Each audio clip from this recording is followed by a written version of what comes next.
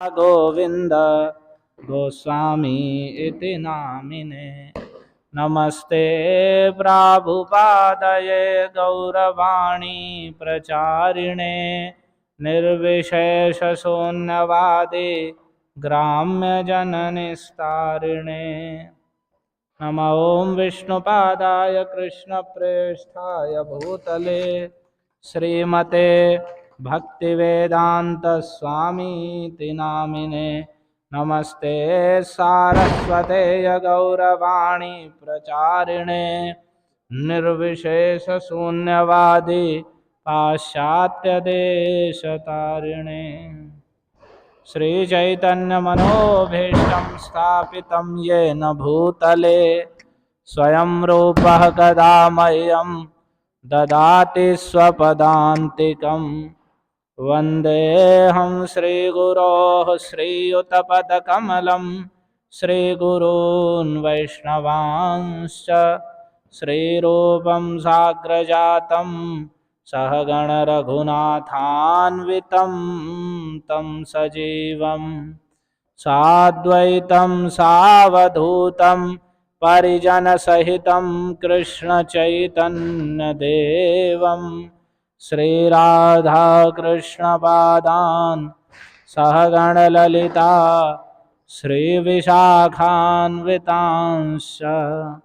हे कृष्ण करुणा सिंधो दीनबंधो जगत्पते गोपेश गोपिकाकांत राधाकांत नमोस्तुते। तप्त कांचन गौरांगी राधे वृंदावनेश्वरी वृषभानुसुते देवी प्रणमामि हरिप्रिये। नमो महावदान्याय कृष्ण प्रेम प्रदायते कृष्णाय कृष्ण चैतन्य नाम्ने गौरत्विषे नमः। जय श्री कृष्ण चैतन्य प्रभु नित्यानंद श्री अद्वैत गदाधर श्रीवासादि गौर भक्त वृंद। हरे कृष्णा कृष्णा कृष्णा हरे हरे हरे राम राम राम हरे हरे। ओम नमो भगवते वासुदेवाय।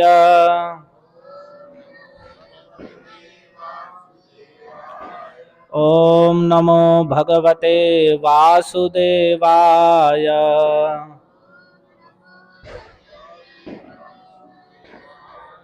ओम नमो भगवते वासुदेवाय।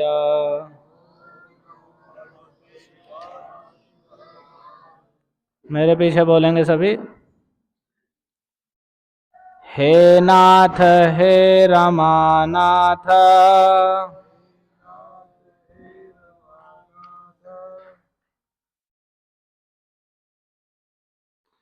व्रजनाथार्तिनाशना व्रजनाथार्तिनाशना मग्धमुद्धर गोविंद गोकुलं वृजिनार्णवात्।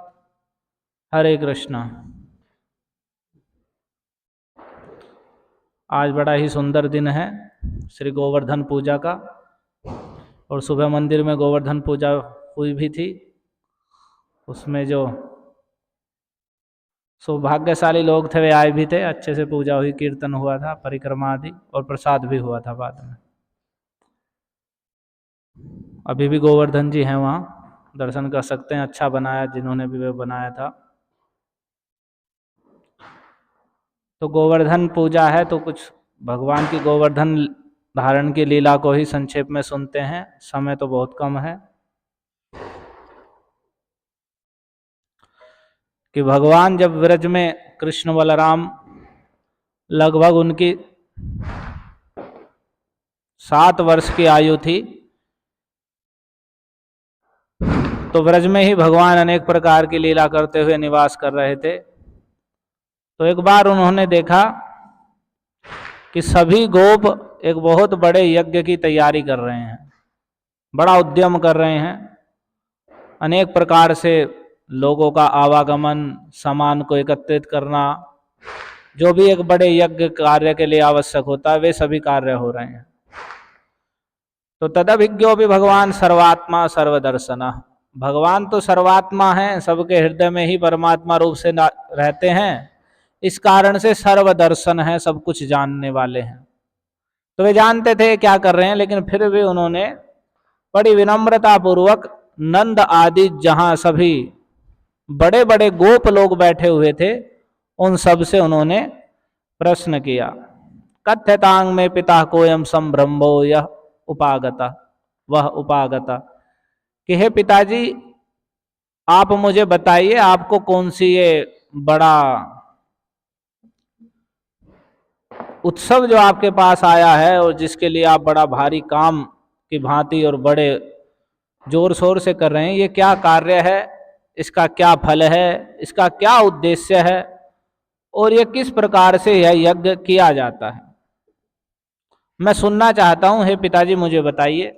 यदि कोई ऐसी बात नहीं है जो रहस्य वाली हो तो आप मुझे बताइए, क्योंकि जो कर्म जो कार्य जान कर समझ कर किया जाता है वह तो फल प्रदान करता है, लेकिन जो बिना जाने समझे वैसे ही मनमाने तरीके से मन जिधर को चला गया वैसे ही कर लेते हैं बिना सोचे समझे विचारे, तो उन्हें उस प्रकार के वैसे फल की प्राप्ति नहीं होती है। तो आप ये बताइए पिताजी, ये छोटे बच्चे हैं, अभी 7 साल के कृष्ण हैं और अपने पितानंद बाबा से पूछ रहे हैं, यद्यपि वे तो सर्वज्ञ हैं लेकिन फिर भी पूछ रहे हैं कि आप बताइए कि आपने जो कार्य कर रहे हैं क्या ये शास्त्र द्वारा सम्मत है, विचार पूर्वक कर रहे हैं, या लौकिक है, ऐसे ही परंपरा में चला आ रहा है वैसे कर रहे हैं। जैसे परंपरा में यहाँ चला आ रहा है हम सबके कि भाई शाम को ही गोवर्धन पूजना है, तो जबकि हमने कहा कि शास्त्र तो यही कह रहे हैं कि प्रातः गोवर्धनम पूज्यम, प्रातः काल गोवर्धन पूजा करनी चाहिए। तो वैसे ही उन्होंने पूछा, तो उन्होंने बताया नंद बाबा ने कि देखो ये क्या है, जो इंद्र देव हैं वे वर्षा करने वाले हैं, मेघों के स्वामी हैं, और ये मेघ बादल उन्हीं के स्वरूप हैं, तो वे सभी को जल बरसाते हैं और उन जल से ही सब प्रकार की फसल उत्पन्न होती है, सभी जीवों का जीवन चलता है। तो इस कारण से हम सभी लोग अनेक प्रकार की सामग्री के द्वारा इंद्र का यज्ञ करते हैं और उन्हें प्रसन्न करते हैं, और फिर जो यज्ञ से बचता है उस अन्न के द्वारा हम अपना जीवन यापन करते हैं। तो जब भगवान ने ये बात सुनी कि अच्छा इंद्र की प्रसन्नता के लिए ऐसा करते हैं, इंद्र ही वर्षा करते हैं, इंद्र ही पालन करते हैं, तो भगवान ये जान गए थे कि इंद्र के मन में भी ये तो सोच रहे हैं सो सोच रहे हैं, लेकिन इंद्र के मन में भी ये गर्व हो गया है कि हाँ मैं ही त्रिलोकी का स्वामी हूं और मैं ही सब ये वर्षा करने वाला हूं, मैं नहीं करूंगा तो ये सब मर जाएंगे। जबकि वो एक भगवान के द्वारा नियुक्त एक क्षुद्र सा सेवक मात्र है। यहाँ के स्तर से तो बड़ा है कि भाई देवराज इंद्र हैं, देवताओं के भी राजा हैं, लेकिन भगवान के लिए तो एक सामान्य नौकर मात्र है। तो भगवान ने देखा तो ऐसा विचार करके भगवान वहां सभी और भी ब्रजवासी सुन रहे थे, तो इंद्र को क्रोध दिलाने के लिए भगवान ने उनसे कहा, भगवान ने कुछ ऐसी बात कही कि इंद्र कौन करने वाला है, जो भी व्यक्ति यहाँ फल भोगता है अच्छा बुरा वह अपने कर्मों से ही फल भोगता है। तो अगर अच्छा हो रहा है तो वह भी अपने अच्छे किए हुए कुछ कर्म है उसके द्वारा हो रहा है, बुरे कर्म किए हैं उसके द्वारा बुरा हो रहा है। तो अगर कुछ भी वस्तु लाभ हो रही है तो ये इंद्र कौन इसमें करने वाला है। और आगे भगवान कहते हैं कि वैसे अगर आप मेरी बात माने तो आप इस सब से जो आप इंद्र के यज्ञ के लिए और इंद्र को ये अर्पित करने के लिए इतना बड़ा यज्ञ कर रहे हैं, तो इसके द्वारा आप तस्मात् गवाम ब्राह्मणानाम अद्रेशारभ्यतांगमख या इंद्रयाग संभारास्तैरयम साध्यतांगमख, आप गायों का, ब्राह्मणों का और इस गोवर्धन जो गिरी हैं जिसके ऊपर हमारी गायें चरती हैं, और इस गोवर्धन से ही हमें हमारी जीविका की सारी वस्तुएं प्राप्त होती हैं, जल सब कुछ, तो हम क्यों ना गायों का ब्राह्मणों के लिए और गोवर्धन के लिए यज्ञ करें, जो आपने इंद्र के यज्ञ के लिए तैयारी की है। आप खूब सारे पकवान बनाइए, जिसमें खीर, हलवा, पूरी, पुआ और मूंग की दाल तक बनाएं। व्रज का सारा दूध एकत्रित कर लिया जाए और सभी जो वेदवादी ब्राह्मण हैं, जो वेद शास्त्र पढ़ते हैं, उन्हें बुलाकर हवन इत्यादि कराया जाए, स्वस्ति वाचन कराया जाए और अनेक प्रकार से अन्न सभी ब्राह्मणों को बुलाकर उन्हें भोजन कराया जाए और उन्हें गायों और अन्य धन आदि की दक्षिणा प्रदान की जाए। उन्हें वस्त्र, आभूषण और गायों का दान किया जाए और जितनी भी गायें हैं उन सबको हरा हरा सुंदर चारा खिलाया जाए और गिरिराज को भोग लगाया जाए, गिरिराज गोवर्धन को भोग लगाया जाए और उसके साथ जितने भी जीव हैं, चांडाल हैं, पतित हैं, कुत्ते हैं, उन सबको भोजन प्रदान किया जाए।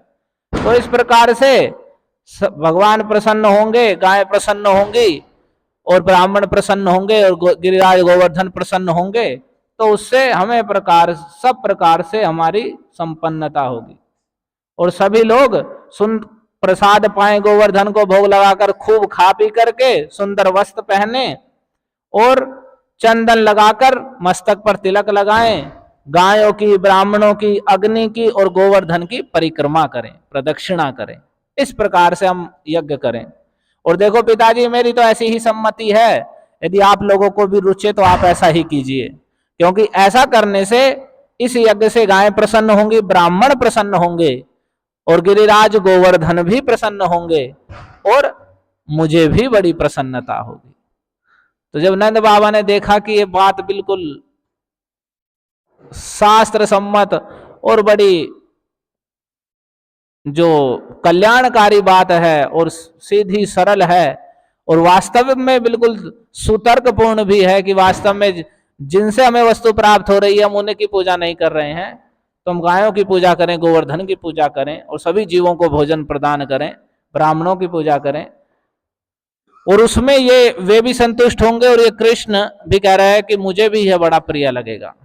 तो जब उन्होंने सुना कि कृष्ण को भी यह प्रिय लगेगा तो उन्होंने, यहाँ सुखदेव जी कहते हैं कि भगवान ने ये बात, क्योंकि भगवान सर्वांतर्यामी है, वे इंद्र के गर्व को, घमंड को जान गए थे, वे उसका घमंड चूर चूर करना चाहते थे। तो उनके ऐसा कहने पर सभी नंद आदि जितने भी गोप थे सब ने उनकी बात को स्वीकार कर लिया। सभी के लिए कृष्ण अत्यंत प्रिय थे, जितने नंद बाबा को वैसे ही। आपने सुना नहीं, गोवर्धन वो ब्रह्मा जी को मोह वाली जो कथा हुई थी कि सभी ब्रज की गोपियां जितना अपने बच्चों से प्रेम करती थी उससे ज्यादा कृष्ण से करती थी और उनकी इच्छा थी कृष्ण हमारा ही पुत्र हो जाए तो कितना आनंद हो। तो इसके लिए ही भगवान 1 वर्ष तक उनके पुत्र और गायों के बछड़े बनकर उनका दुग्धपान किया। तो जैसे ही भगवान ने ऐसा कहा तो सभी ने वैसा ही किया। सभी ने सबसे पहले ब्राह्मणों को बुला करके स्वस्ति वाचन कराया। हमने भी पहले स्वस्ति वाचन, मंगल वाचन किया, यहाँ स्वस्ति वाचन कराया और सामग्री से, जो सामग्री इंद्र यज्ञ के लिए थी उससे गिरिराज को भोग लगाया, ब्राह्मणों को भेंट अर्पित की और गायों को हरी हरी घास खिलाई। इसके बाद नंद आदि सभी गोपों ने गायों को आगे करके गिरिराज गोवर्धन की परिक्रमा की और गोवर्धन की परिक्रमा उन्होंने ब्राह्मणों का आशीर्वाद प्राप्त किया और सभी गोपियां भली भांति श्रृंगार करके बैलों से जुती गाड़ियों पर सवार होकर भगवान श्री कृष्ण की लीलाओं का गान करते हुए, देखिए व्रज की महिमा, कृष्ण सबके सामने है और कृष्ण के द्वारा ही जो अब तक चरित्र किया गया है वे उसका ही गान कर रहे हैं, क्योंकि भगवान का जो लीला चरित्र है वह अपराकृत है, परम आनंदमय है। जब व्यक्ति हम जो संसार में जितने भी सर्वाधिक क्लेश प्राप्त कर रहे हैं वे अपने मन के, अपने हृदय के दूषण के कारण, क्योंकि हमारे हृदय में इतनी दुर्वासनाएं भरी पड़ी हैं और उनकी शुद्धि का कोई उपाय नहीं है। बहुत लोग योग, ध्यान, तपस्या आदि के द्वारा मन को सोचते हैं शुद्ध करेंगे, लेकिन नहीं, केवल कृष्ण संकीर्तन, जैसे सभी ब्रजवासी कीर्तन कर रहे हैं तो कृष्ण कीर्तन करने से ही हृदय शुद्ध होता है और जब उस शुद्ध हृदय में कृष्ण के नाम, रूप, गुण, महिमा का कीर्तन किया जाता है तो वह परम आनंद को प्राप्त करा देता है। परम आनंद की अनुभूति होती है जिससे बढ़कर कुछ आनंद है ही नहीं, हो सकता ही नहीं। तो इसलिए भगवान चैतन्य महाप्रभु ने कहा चेतो दर्पण मार्जनम। इसलिए जो जो लोग कहते हैं भजन करें, माला करने से क्या होगा, क्या होगा, कृष्ण का भजन करेंगे, तो लौकिक फल तो बताए जाते हैं उनकी बुद्धि देखकर शास्त्रों में कि तुम्हें ये लाभ होगा, ये लाभ होगा, इसलिए लगे। लेकिन वास्तविक फल तो भगवान के भजन का है चेतो दर्पण मार्जनम, कि जो हृदय रूपी दर्पण है जिसमें अनेक प्रकार की दुर्वासनाएं भरी हुई हैं और जिसके कारण हम हमारा स्वरूप को हम भूले हुए हैं, अपने आनंद को भूले हुए हैं, ये कृष्ण संकीर्तन उसका मार्जन कर देता है, उसे साफ कर देता है। और फिर उसमें अपने स्वरूप का, कि मैं शरीर नहीं एक जीवात्मा हूं, भगवान का चित्तकण स्वरूप नित्य दास हूं और कृष्ण मेरे नित्य प्रभु हैं, ये शुद्ध निर्मल ज्ञान उदित होता है। और वह जब उस शुद्ध हृदय में कृष्ण के नाम रूप गुण लीला का कीर्तन करता है तो आनंद के समुद्र में गोता लगाता है। हरे कृष्णा कृष्णा कृष्णा हरे हरे, हरे राम राम राम हरे।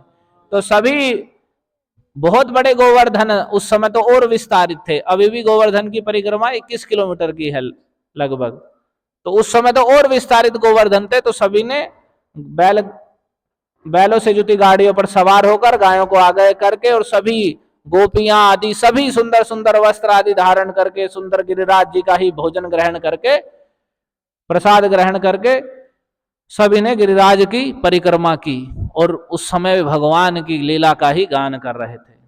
और भगवान ने क्या किया, उसी समय भगवान श्री कृष्ण ने गोपों को विश्वास दिलाने के लिए कि गिरिराज को पर्वत ही मत समझो कि ये पर्वत क्या खाएगा क्या करेगा। जब उन्होंने उन्हें भोग लगाया, सामग्री अर्पित की, तो एक रूप से भगवान गोवर्धन में प्रविष्ट हो गए और विशाल शरीर धारण करके प्रकट हो गए और उनसे कहा सभी ब्रजवासियों के कि मैं शैलोस्मी, मैं गिरिराज हूं, मैं गोवर्धन पर्वत हूं। और इस प्रकार से जितनी भी भेंट उन्होंने समर्पित की उसे सीधे स्वीकार करने लगे। और तस्मै नमो व्रजनई सह चक्रेत्मनात्मने, तो भगवान श्री कृष्ण जो अपने ही स्वरूप से वहां गिरिराज के रूप में प्रकट हुए हैं, इसलिए गोवर्धन कृष्ण से अभिन्न है। गोवर्धन शिला की पूजा करने से कृष्ण की पूजा होती है। तो भगवान श्री कृष्ण अब जिस रूप से सभी ग्वाल बालों के साथ में उससे कहने लगे कि देखो कितने आश्चर्य की बात है कि गिरिराज गोवर्धन ने साक्षात प्रकट होकर हम पर कृपा की है, हमारी सामग्री को, भेंट को स्वीकार किया है। ये चाहे जैसा रूप धारण कर सकते हैं और जो वनवासी जीव इनका निरादर करते हैं ये उन्हें नष्ट कर डालते हैं। तो आओ अपना और गायों के कल्याण के लिए हम गिरिराज जी को नमस्कार करें। और इस प्रकार भगवान श्री कृष्ण की प्रेरणा से नंद बाबा आदि सभी बूढ़े गोपों ने गिरिराज, गायों और ब्राह्मणों का विधि पूर्वक पूजन किया और परिक्रमा करके सभी भगवान श्री कृष्ण के साथ व्रज में लौट आए। तो जब इंद्र के लिए जो सामग्री थी और उससे गोवर्धन पूजा हो गई, गायों की, ब्राह्मणों की पूजा हो गई, तो संसार में जैसे किसी का भोग छीन लिया जाता है, यहीं देखते हैं किसी का हमारी वो वस्तु पर कोई दूसरा ले ले तो कितना क्रोध उदित होता है। तो देवराज इंद्र ने देखा अच्छा मेरी अवहेलना कर दी, तो उसे बड़ा क्रोध आ गया। लेकिन उसके क्रोध से होता ही क्या, यहाँ कह रहे हैं कृष्ण नाथेभ्यो, वे गोप जिनके नाथ स्वामी तो कृष्ण है, वह क्या कर सकता था। उसे बड़ा क्रोध हुआ।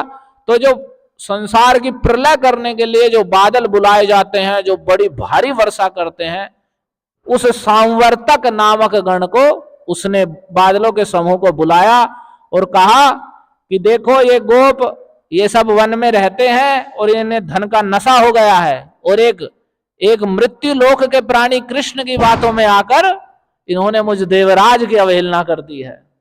एक कृष्ण तो एक मनुष्य है, उसकी बात मान करके मेरी अवहेलना कर दी है।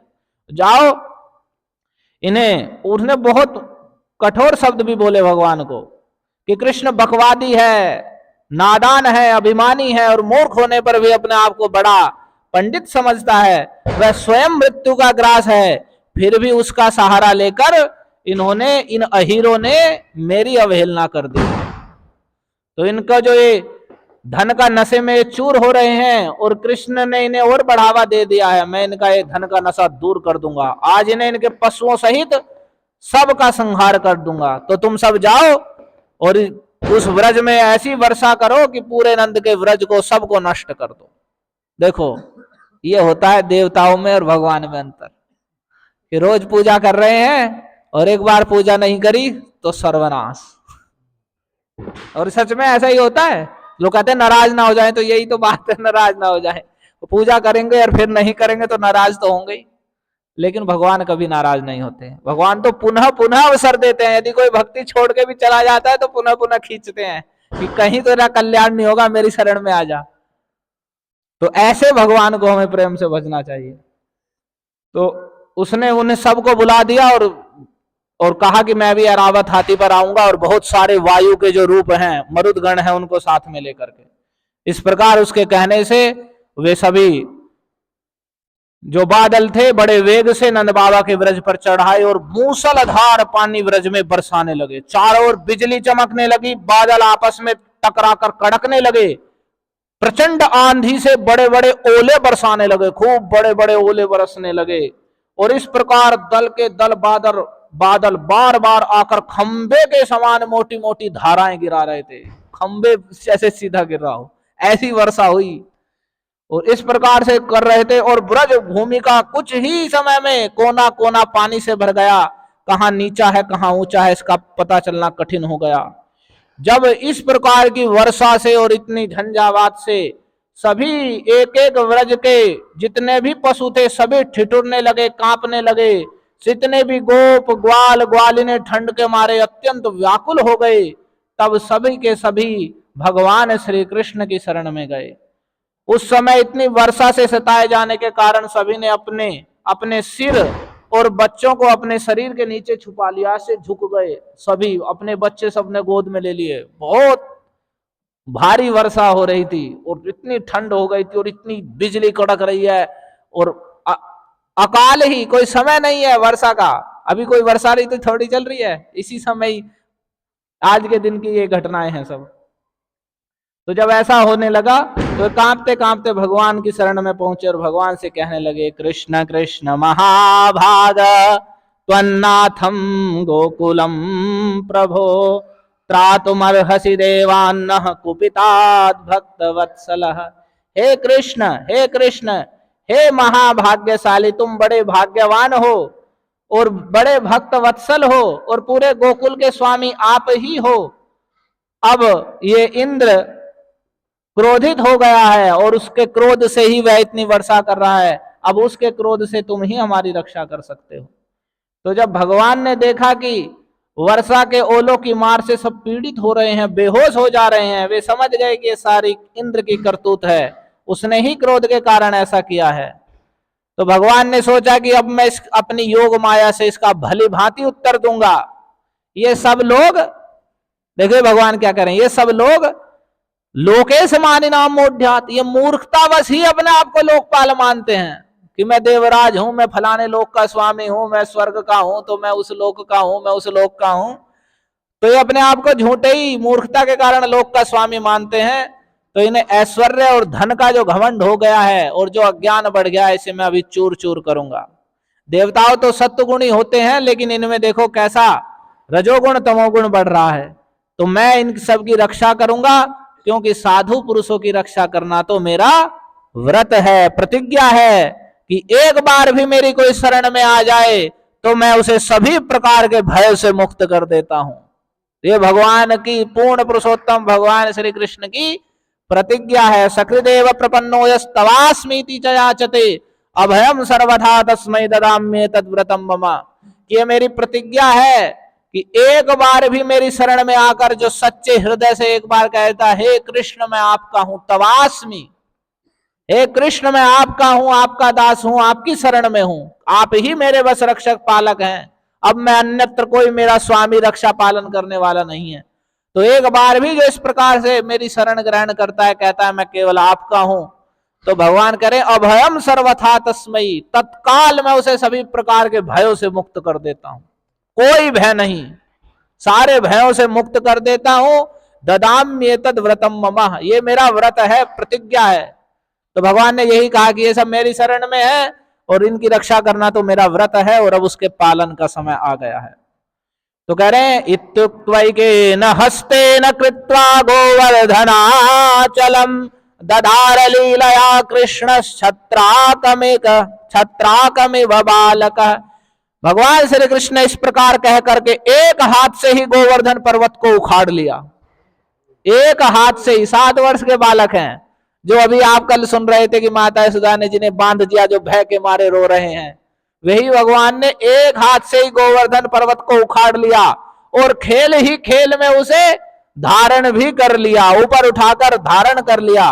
कह रहे हैं कैसे, कितना परिश्रम लगा, उन्हें जोर लगाना पड़ा होगा। कह रहे नहीं, छत्राकमिव बालक, जैसे कोई बालक खेलता खेलता ये बरसात में थोड़े छतरी जैसे जमते हैं ना, छत्ता बरसाती छत्ता जो होता है, तो जैसे बालक खेलते खेलते उसे उठा ले, ऐसे उठाकर धारण कर ले, तो वैसे ही गोवर्धन पर्वत को भगवान ने खेल खेल में उखाड़ के एक हाथ से और धारण कर लिया।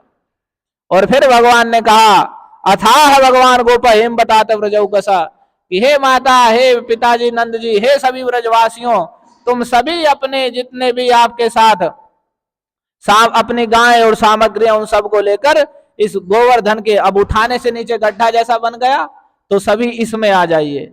ये मैंने तुम सभी के कल्याण के लिए ही गोवर्धन उठाया है, तुम ये डरिए मत कि कहीं मेरे हाथ से गिर ना जाए, और मैंने इसे बचने के लिए ही यह युक्ति रची है। भगवान ने जब इस प्रकार सभी को आश्वासन दिया, तो सभी अपने गोधन, छकड़ों, आश्रितों, पुरोहितों सबको लेकर के गोवर्धन के नीचे आ गए। और भगवान श्री कृष्ण ने सभी ब्रजवासियों के देखते देखते भूख प्यास की पीड़ा, आराम विश्राम की आवश्यकता आदि सब भुलाकर 7 दिन तक, आज से अगले 7 दिन लगाइए, 7 दिन तक लगातार उस पर्वत को उठाए रखा, और वे एक डग भी वहां से इधर उधर नहीं हिले। ये देखिए भक्त वत्सलता भगवान की, कि भगवान अपने भक्तों की रक्षा ऐसे नहीं करते कि भाई दूसरे किसी को भेज देंगे, और भी तो उनके बहुत नौकर चाकर हैं, किसी को भेज के रक्षा करा सकते हैं। स्वयं भगवान ने गोवर्धन को उठाया और लेकर खड़े हो गए, और 7 दिन तक ऐसे ही खड़े रहे, केवल ब्रजवासियों की रक्षा, उन भक्तों की रक्षा करने के लिए। और इतने वहां कोई भी शोक में नहीं था। जब सब गोवर्धन के नीचे आ गए, कोई शोक में नहीं था। बाहर खूब वर्षा हो रही है, खूब आंधी तूफान चल रहा है, लेकिन वहां कुछ भी नहीं। जैसे बाहर कुछ भी हो रहा है और अंदर से बिल्कुल अच्छे घर में और एसी में जाकर बैठ जाए व्यक्ति, और वहां अपना कुछ भी आमोद प्रमोद करे, तो सभी ब्रजवासी वहां कृष्ण की लीलाओं का गान कर रहे हैं, आनंद मना रहे हैं, खा रहे हैं, पी रहे हैं, और लेकिन सभी भगवान वहां खड़े हैं, और एक डिग भी 7 दिन तक नहीं हिले।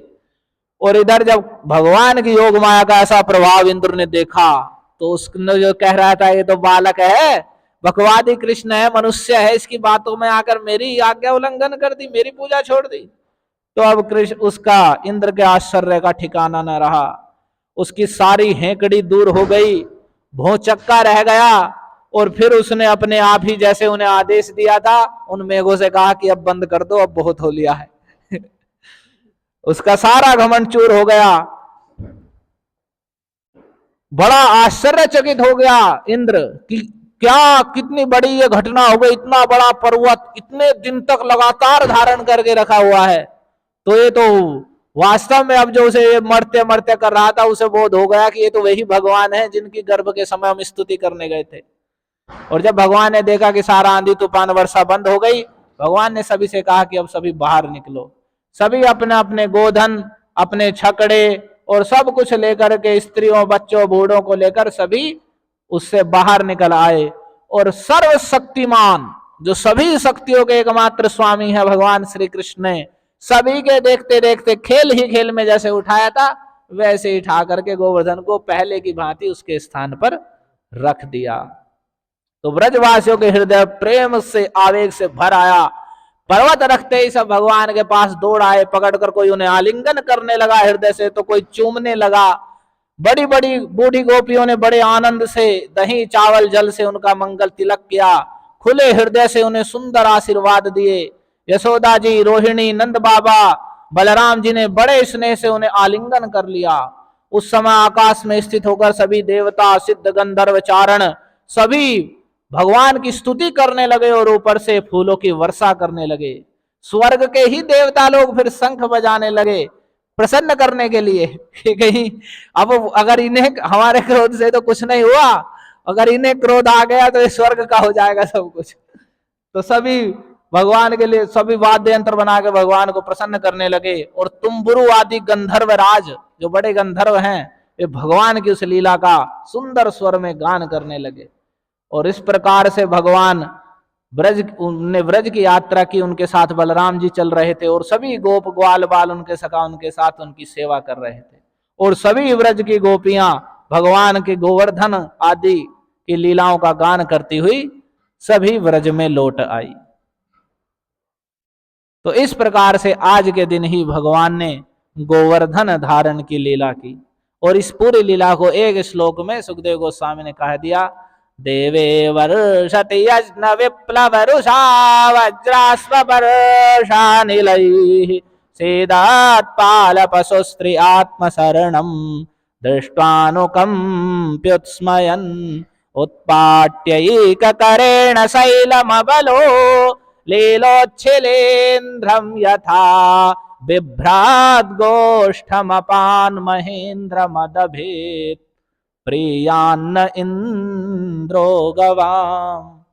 जिस समय इंद्र का यज्ञ भंग होने के कारण इंद्र ने क्रोध के मारे आग बबूला होकर मूसलाधार वर्षा की, उस समय वज्रपात और ओलों की बौछार और प्रचंड आंधी से स्त्री पशु और ग्वाले अत्यंत पीड़ित हो गए। अपनी शरण में रहने वाले व्रजवासियों की यह दशा देखकर भगवान का हृदय करुणा से भराया और फिर तुरंत ही वे एक नई लीला करने के विचार से मुस्कुराने लगे। और जैसे कोई नन्हा सा बालक खेल ही खेल में बरसाती छत्ते को उखाड़कर बरसाती छत्ते के पुष्प को उखाड़ लेता है, वैसे उन्होंने एक ही हाथ से गोवर्धन पर्वत को उखाड़ लिया और उसे धारण कर लिया और पूरे व्रज की रक्षा की। तो वही महेंद्र मदभित प्रियान्न इंद्रो गवाम, वही महेंद्र इंद्र का मद का भेदन करने वाले, इंद्र के घमंड को चूर चूर करने वाले भगवान गोविंद हम पर प्रसन्न हो, हम पर कृपा करें। प्रियान्न इंद्रो गवाम, तो यही भगवान से प्रार्थना है कि वे भगवान गोविंद जो इंद्र का घमंड चूर करने वाले हैं और अपने परम भक्त वत्सल हैं, अपने भक्तों की इस प्रकार से स्वयं रक्षा करते हैं। 7 दिन तक भूख प्यास खिलना डुलना सब छोड़ करके ऐसे ही खड़े रहे रक्षा के लिए। तो ये भगवान गोविंद हम पर प्रसन्न हो। तो आज बड़ा ही गोवर्धन पूजा का दिवस है और ये बड़ा हमारा सौभाग्य है कि हम भगवान की गोवर्धन लीला सुनने का हमें अवसर मिला। तो इसी प्रकार से हमें जो भी अवसर भगवान की कथा से लीला से संबंधित हैं उन्हें भगवान का यश श्रवण करते हुए उसे उत्सव को मनाना चाहिए। इसीलिए ही कहा था कल कि हम सुबह करेंगे और उसमें कुछ कथा भी करेंगे, कुछ कीर्तन भी करेंगे, लेकिन सभी लोग नहीं आ पाए। अब कल यम द्वितीया है, उसको मैं आपको 2 मिनट में बता रहा हूं, जिसे भैया दूज कहते हैं। ये शास्त्रों में इसका वर्णन है अच्छे से। और भाई बहन का यही मुख्य त्योहार है। रक्षाबंधन केवल भाई बहन तक नहीं है, लेकिन ये ही त्योहार जो है ये केवल भाई बहन का है। इसे यम द्वितीया कहते हैं। यम द्वितीया क्यों कहते हैं कि सूर्य के पुत्र हैं यमराज और सूर्य की पुत्री हैं यमुना देवी। तो यमराज जी आज के दिन यमुना जी के घर गए और यमुना जी के घर जाकर के और यमुना जी ने उनका आदर किया और उन्हें सुंदर रूप से भोजन कराया। और उन्होंने भी अपने बड़ी प्रसन्नता से अपनी बहन यमुना को अनेक प्रकार के उपहार भेंट किए। तो यस्याम तिथौ यमुनया यमराज देवः संभोजितस् त्वतिशया स्वश्री सौहृदेन, कि जिस तिथि में यमुना के साथ यमराज देव ने अतिशय अपनी बहन के प्रति अतिशय स्नेह होने के कारण उनके साथ उनके घर पर जाकर भोजन किया। तस्याम स्वसुः करतला दिहयो भुनक्ति, उस तिथि में जो अपनी बहन के हाथ से बना हुआ भोजन खाता है, प्राप्नोति वित्त सुभगम धनमुत्तमम च, वह वित्त संपत्ति और सौभाग्य और उत्तम धन को प्राप्त करता है। जो यम द्वितीया के दिन अपने बहन के हाथ से बना हुआ भोजन खाता है तो वह सौभाग्य, धन संपत्ति और उत्तम धन को प्राप्त करता है, उसके तेज की वृद्धि होती है। तो ये कार्तिक मास के शुक्ल पक्ष की द्वितीय तिथि है, जिस दिन यमराज अपनी बहन यमुना के यहाँ गए थे। तो इस दिन कहा है कि तस्याम निज गृहे विप्रेन भोक्तव्यम ततो बुधई, इसलिए बुद्धिमान व्यक्ति को अपने घर उस दिन भोजन नहीं करना चाहिए। स्नेहेन भगिनी हस्तात् भोक्तव्यम पुष्टिवर्धनम, और स्नेह पूर्वक अपनी बहन के हाथ से ही भोजन करना चाहिए, जो पुष्टिवर्धन है, उनके पुष्टि पोषण बढ़ाने वाला है, स्नेह पूर्वक। ये नहीं कभी कभी आजकल की बहन भी ऐसी होती हैं कि वो खिलाना ही नहीं चाहती है, तो जो स्नेह पूर्वक अपनी बहन के हाथ से बना हुआ भोजन करना चाहिए, अपने घर भोजन ना करके। और दानानि च प्रदेयानि भगिनीभ्यो विधानत, और विधान पूर्वक अनेक प्रकार के दान अपनी बहनों को प्रदान करने चाहिए।